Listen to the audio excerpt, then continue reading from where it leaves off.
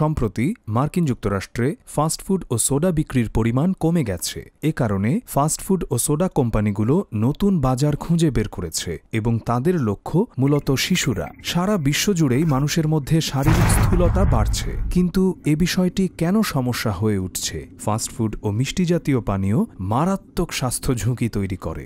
মিষ্টি ও মজাদার স্বাদের কারণে আমরা খুব দ্রুতই এসব খাবারের সাথে অভ্যস্ত, এমনকি আসক্ত হয়ে পড়ি। ফলে আমাদের শরীরে অধিক ক্যালোরি জমা হলেও পুষ্টির পরিমাণ থাকে খুব কম। অতিরিক্ত এ ক্যালোরি শরীরে চর্বি আকারে জমা হয়, ফলে মানুষ ধীরে ধীরে মোটা হয়ে পড়ে।